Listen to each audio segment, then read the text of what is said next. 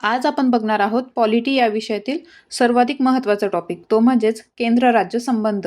तर हे भाग 11 आणि भाग 12 मध्ये येतात. भाग 11 मध्ये कायदेशीर संबंध आणि प्रशासकीय संबंध यांचा समावेश होतो. तर भाग 12 मध्ये आर्थिक संबंधाचा होतो. ते आपण इकॉनॉमी या विषयाची रिव्हिजन करताना बघूयात. आता आपण सुरुवात करूयात कायदेशीर म्हणजेच वैधानिक संबंधांपासून. यात आर्टिकल 245 पासून तर 55 पर्यंत येतात. तर आर्टिकल 245 सांगतं केंद्र राज्य अधिकार. याचाच अर्थ असा तर संसदेचा कायदा संपूर्ण देश किंवा देशाच्या एखाद्या भागासाठी करण्याचा अधिकार असतो. राज्य विधिमंडळाचा कायदा राज्य आणि काही भागासाठी करू शकतात. आता आपण बघूयात आर्टिकल 246. त्याच्यात आहे कायदेविषयक अधिकार. 7व्या शेड्यूल मधील पहिल्या संघ सूचीत कायदा करण्याचा अमर्यादित अधिकार संसदेला असेल असं देण्यात आलं आहे. आणि दुसऱ्या सूचीमध्ये म्हणजेच राज्य सूचीमध्ये विषयावरती अनन्य म्हणजे मर्यादित अधिकार राज्य विधिमंडळाला असतील असं सांगितलं आहे. आणि थर्ड लिस्टमध्ये समवर्ती सूचीवरती दोघांना म्हणजे संसद आणि राज्य विधिमंडळाला अधिकार असेल असं सांगण्यात आलं आहे. आता आपण बघूयात आर्टिकल 246A, जे 101वी घटना दुरुस्ती 2016 नुसार ऍड झालं आहे. हे GSTशी निगडीत आहे. तर वस्तू व सेवा करासंबंधी तरतूद यात आहे. संसद किंवा राज्य विधिमंडळांना त्यांनी आकारलेल्या वस्तू किंवा सेवांवरती कर लावण्याचा अधिकार असेल. आंतरराज्यीय व्यापार म्हणजे देशादेशांत त्यावरती कर संसद लावू शकेल. आता आपण बघूयात आर्टिकल 247. त्यात अतिरिक्त न्यायालयाची स्थापना केंद्र राज्यासाठी संसद करू शकेल. त्यानंतर आर्टिकल 248 सांगतं शेषाधिकार संसदेला असतील, उल्लेख नसलेले कायदे. त्यानंतर आर्टिकल 249 सांगतं राज्यसभेत 2/3 बहुमताने राज्यसूचीतील विषय राष्ट्रहितासाठी ठराव मांडल्यास संसद, लोकसभा, राज्यसभा, संसद कायदा करू शकते. कंपल्शन नसतं, सो तो ठराव विधेयकात कन्वर्ट होईल. त्यानंतर आता आपण बघूयात आर्टिकल 250. तर हे आणीबाणीशी रिलेटेड आहे, राष्ट्रीय आणीबाणी. तर त्याविषयी कायदा संसद करू शकते. त्यानंतर आर्टिकल 251 सांगतं तर 249 to 50 मध्ये जे काही संसदेचे कायदे आहेत तर ते नेहमीच वरचढ असतील. ठीक आहे. त्यानंतर आर्टिकल 252 सांगतं राज्य विधिमंडळाची मागणी. दोनापेक्षा अधिक राज्यांनी त्यांच्या संमतीने केलेला कायदा, जसं काहीतरी एखादा प्रॉब्लेम झाला आहे, कॉमन प्रॉब्लेमवरती एखादा कायदा केला, तर तो राज्य विधिमंडळाच्या ठरावानुसार स्वीकारू शकते. त्या कायद्याचा हक्क संसदेला असतो स्वीकारण्याचा, पण राज्यपालाला नसतो. आर्टिकल 253 सांगते आंतरराष्ट्रीय करारासंबंधी अंमलबजावणी. भारताने अन्य देशाशी केलेले करार, तह एक्सेट्रा तर तो विषय राज्यसूचीचा असेल तर त्यावर कायदा करण्याचा अधिकार संसदेस असेल.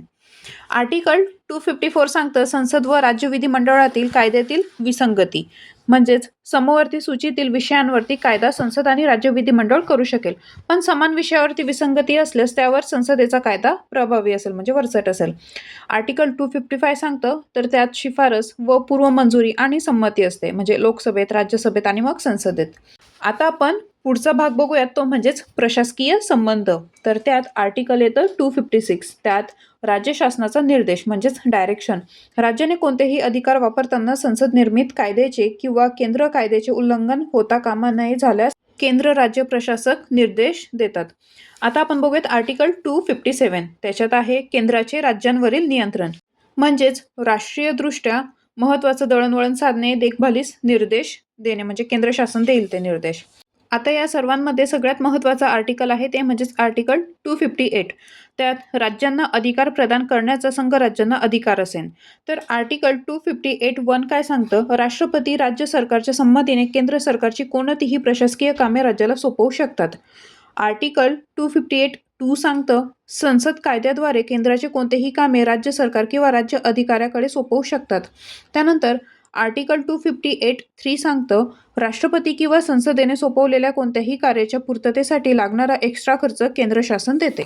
7वी घटना दुरुस्ती 1956 नुसार आर्टिकल 258A ऍड झालं होतं. तर त्यात राज्यपालाला राज्याच्या कार्यकारी अधिकार क्षेत्रात येणारी कामे केंद्र शासनाच्या संमतीने त्या शासनाकडे किंवा शासनाच्या अधिकाऱ्याकडे सशर्त सोपवता येतात.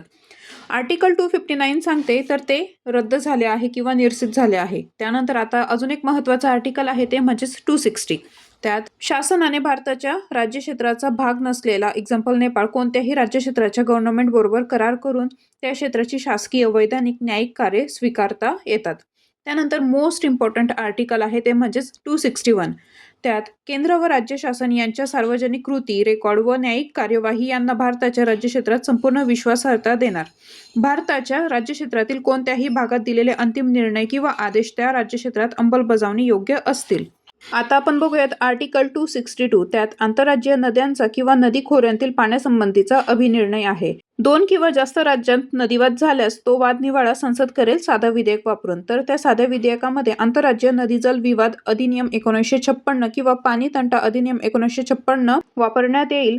जर ते केंद्र शासन सोडवेल किंवा नाही जमल्यास 1 वर्षाच्या आत लवाद सादर करण्यात येईल. 3 वर्षांमध्ये निर्णय देईल सुप्रीम कोर्ट. ठीक आहे. त्यानंतर आता आपण बघूयात आर्टिकल 263. तर त्याच्यात आंतरराज्यीय परिषद आहे जिची स्थापना केली होती राष्ट्रपतींनी 28 मे 1990ला. तिचे अध्यक्ष होते पंतप्रधान आणि उद्देश होता केंद्र व राज्य यांच्यातील संबंध टिकवण्यासाठीचा. याच दरम्यान काही विभागीय परिषदही स्थापन झाल्या. तर त्यांची स्थापना झाली होती राज्य पुनर्रचना आयोग अधिनियम 1956 नुसार. तर एकूण 5 त्या परिषदा होत्या. राज्यांत बॉन्डिंग ठेवण्यासाठी त्या होत्या. त्याचे अध्यक्ष होते केंद्रीय गृहमंत्री आणि सदस्य होते मुख्यमंत्री. बट बाय उत्तर पूर्व परिषद अधिनियम 1971 नुसार उत्तर पूर्व भारतासाठी एक परिषद स्थापली. सो आता त्या 6 परिषदा झालेल्या आहेत. त्या आपण बघूयात. त्यात सगळ्यात पहिली विभागीय परिषद येते ती म्हणजेच उत्तर विभागीय परिषद, जिचं मुख्यालय आहे न्यू दिल्ली. त्यात 6 राज्यांचा समावेश होतो. त्यात सगळ्यात आधी जम्मू काश्मीर, त्यानंतर हिमाचल प्रदेश, त्यानंतर पंजाब, मग हरियाणा, राजस्थान आणि दिल्ली हे येतात. त्यानंतर येते दक्षिण विभागीय परिषद, जिचं मुख्यालय आहे चेन्नई. त्यात आंध्र प्रदेश, तेलंगणा, तमिळनाडू, कर्नाटक, केरळ, पॉंडिचेरी येते. त्यानंतर येते पूर्व विभागीय परिषद, जिचं मुख्यालय आहे कलकत्ता. त्याच्यात बिहार, झारखंड, वेस्ट बेंगॉल आणि ओरिसा येते. त्यानंतर पश्चिम विभागीय परिषदा येतात ज्यांचं मुख्यालय आहे मुंबई. त्यात गुजरात, आपलं महाराष्ट्र, गोवा, दादरा नगर हवेली, दीव दमण येतं. त्यानंतर येतात मध्य विभागीय परिषदा ज्यांचं मुख्यालय आहे अलाहाबाद, प्रयागराजला. त्यात उत्तर प्रदेश, उत्तराखंड, छत्तीसगड आणि मध्य प्रदेश येतं. आणि आता शेवटच्या विभागीय परिषदेत उत्तर पूर्व विभागीय परिषदा येतात ज्यांचं मुख्यालय आहे गुवाहाटी. त्यात आसाम, मणिपूर, मिझोरम, अरुणाचल प्रदेश, नागालँड, मेघालय, सिक्कीम आणि त्रिपुरा येतात. हे आपण जाणून घेतलं विभागीय परिषदांविषयी. आता आपल्याला केंद्र राज्य संबंधांच्या दरम्यान झालेले महत्त्वाचे आयोग बघायचे आहेत. तर त्यात सगळ्यात आधी येतात राजमन्नार समिती. तामिळनाडूच्या गव्हर्नमेंटने केली होती. DMK गव्हर्नमेंट म्हणतात 1969ला. त्यात अध्यक्ष होते डॉक्टर PV राजमन्नार आणि 2 सदस्य होते. त्यात डॉक्टर लक्ष्मण स्वामी मुदलियार आणि दुसरे PC चंद्रा रेड्डी. यावरही प्रश्न येऊन गेलाय. यांचा अहवाल सादर झाला होता 1972ला आणि या समितीचा उद्देश होता केंद्र राज्य संबंध सांभाळणे, म्हणजे राज्याला स्वायत्ता देण्यास वाटले तर घटनादुरुस्ती पण त्यात करायची राज्याला स्वायत्ता देण्यासाठी.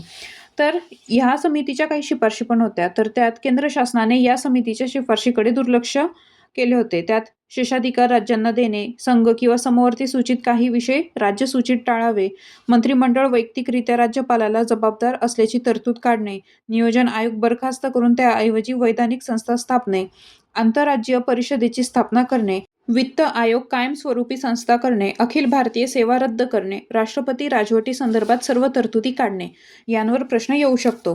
त्यानंतर पुढचं येतं सरकारी आयोग. यावर खूप वेळा प्रश्न येऊन गेलाय. तो स्थापन झाला होता 1983ला. त्याच्यात अध्यक्ष होते RS सरकारिया आणि त्यानंतर 2 सदस्य होते. तर त्यात B शिवरामन आणि SR सेन होते. अहवाल प्रकाशित झाला होता 1987ला आणि उद्देश होता केंद्र राज्य संबंधाचे परीक्षण करून त्यात योग्य बदल व उपाय सुचविणे. यांनी 247 शिफारशी सादर केल्या होत्या. त्यात परमनंट आंतरराज्य परिषद स्थापने, त्याचे नाव आंतरशासन परिषद करणे, आर्टिकल 356 शेवटचा पर्याय म्हणून वापरणे, समवर्ती सूचीतील विषयावर कायदा करण्यापूर्वी केंद्राने राज्यांशी विचारविनिमय करणे, अखिल भारतीय सेवा अधिक बळकट करून काही सेवा निर्माण करणे, राष्ट्रीय विकास परिषदेची पुनर्रचना करावी व तिचे नाव राष्ट्रीय अर्थ व विकास परिषद करणे, भाविक अल्पसंख्याक आयुक्त पद कार्यान्वित करणे. त्यानंतर राज्यपाल व राज्य विधिमंडळाबाबतही काही शिफारशी केल्या होत्या. तर त्यात राष्ट्रपतींनी राज्य विधेयक राखल्यास त्यांची कारणे गव्हर्नमेंटला द्यावी, विधानसभेत बहुमत असेपर्यंत मंत्रिमंडळ बरखास्त करू नये, राज्यपाल नियुक्तीसाठी मुख्यमंत्र्यांशी डिस्कस करणे, संसदेने मागणी केल्याशिवाय राज्यातील मंत्र्यांविरुद्ध चौकशी आयोग न स्थापणे, राज्यातील 5 वर्षाच्या काळात बदल करू नये. त्यानंतर सरकारी आयोगाचे एक फेमस वाक्य होते. तर ते असे की अतिकेंद्रीकरणामुळे केंद्रात रक्तदाब वाढतो व परिघावर रक्ताचा अभाव निर्माण होतो. हे आपण जाणून घेतलं सरकारी आयोग विषयी. आता आपण बघूयात पुंछी आयोग. तर तो स्थापन झाला होता 2007 ला, ज्याचे अध्यक्ष होते मदन मोहन पुंछी. तर 4 सदस्य होते त्यात. तर त्यात धीरेंद्र सिंह, त्यानंतर डॉक्टर अमरेश बागची, ज्यांच्या मृत्यूनंतर विजय शंकर यांची नियुक्ती झाली होती. त्यानंतर प्रोफेसर NR माधव मेनन, त्यानंतर विनोद कुमार दुग्गल हे सदस्य होते. पुंछी आयोगाचा उद्देश सरकारी आयोगाने केंद्र राज्य संबंधाचा आढावा घेऊन देशाच्या राज्यव्यवस्थेत व अर्थव्यवस्थेत झालेले आमूलाग्र बदल विचारात घेऊन केंद्र राज्य संबंधाच्या मुद्द्यांवर नव्याने आढावा घेणे. यांनी 310 शिफारशी केल्या होत्या, सर्वाधिक होत्या आय थिंक. तर त्यात राज्यपाल व राज्य विधिमंडळाबाबत काही शिफारशी होत्या. त्यात राज्यपाल हा राज्याबाहेरील असावा, तो अलिप्त व राज्यातील स्थानिक राजकारणात गुंतलेला नसावा, तो एखाद्या क्षेत्रात अग्रगण्य असावा, राज्यपालाचा ठराविक 5 वर्षांपर्यंतचा कार्यकाळ असावा, प्रेसिडेंटच्या महाभियोगाच्या प्रक्रियेत महत्त्वाचे ते फेरफार करून ती प्रक्रिया राज्यपालाच्या महाभियोगासही लागू होऊ शकते. त्यानंतर राज्यपाल हे विद्यापीठ कुलगुरू किंवा इतर वैज्ञानिक पदावर असण्याची प्रथा करणे.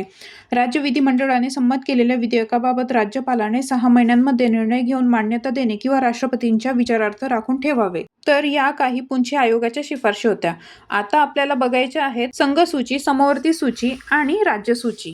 तर सुरुवात करूयात संघसूचीपासून. संघसूचीमध्ये संरक्षण, परराष्ट्र, सशस्त्र दल, राष्ट्रीय महामार्ग, प्रमुख बंदरे, चलन किंवा नाणी, परकीय चलन, कायदेशीर चलन, व्यापार व वाणिज्य, कंपनी कर, आंतरराष्ट्रीय व्यापार, विमा व्यवसाय, जनगणना, भारताबाहेरील तीर्थयात्रा, मूव्ही पब्लिश करण्याची परवानगी, पासपोर्ट, अणुऊर्जा, लेखापरीक्षण, बँकिंग, वजन व मापे यांचे परिमाण निश्चित करणे, हायकोर्ट, सुप्रीम कोर्टचं संघटन यांचा समावेश होतो. तर आता आपण बघूयात समवर्ती सूची. समवर्ती सूचीमध्ये शिक्षण किंमत नियंत्रण, आर्थिक किंवा सामाजिक नियोजन, औषधे, वर्तमानपत्रे, पुस्तके किंवा प्रिंटिंग प्रेस, फौजदारी कायदा, कामगार कल्याण, कारखाने, रोजगार, बेरोजगारी, ट्रेड युनियन, करार, अपराध, वीज, ॲडॉप्शन, मॅरेज, सक्सेशन म्हणजे उत्तराधिकार, दिवाळखोर म्हणजेच नादारी, भटक्या व विमुक्त जमाती यांचा समावेश होतो. याच दरम्यान 42वी घटना दुरुस्ती 1976 नुसार समवर्ती सूचीतील काही गोष्टी राज्य सूचीमध्ये कन्वर्ट झाल्या. तर त्यात वने, वन्य प्राणी किंवा पक्षी संरक्षण, कुटुंब नियोजन, लोकसंख्या नियंत्रण, न्यायिक प्रशासन, वजन आणि मापे यांचा समावेश झालेला. तर आता आपण बघूयात राज्यसूची. त्याच्यात येतात पोलीस, तुरुंग, संगोपनगृहे, दफनभूमी, बाजारपेठ, जत्रा, सट्टा किंवा जुगार, भारतीय तीर्थक्षेत्र, मत्स्य उद्योग, स्थानिक किंवा स्वराज्य संस्था, विजेच्या वापरावर विक्रीकरण, भूमी, कालवे किंवा पाणी पुरवठा, धरणे, सिनेमागृहे, सार्वजनिक आरोग्य, गुरांची निगा, कृषी, सार्वजनिक सुव्यवस्था आणि स्वच्छता यांचा समावेश होतो. तर आपण हे सूचींविषयी जाणून घेतलं. त्यानंतर 42वे घटना दुरुस्तीने कोणते घटक ॲड केले ते पण बघितलं आणि केंद्र राज्य संबंध याविषयी जाणून घेतलं.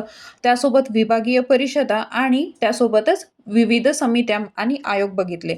आता आपल्याला पुढच्या टॉपिकमध्ये न्याय व्यवस्था बघायची आहे. तर ते आपण नेक्स्ट व्हिडिओमध्ये बघूयात. थँक्यू.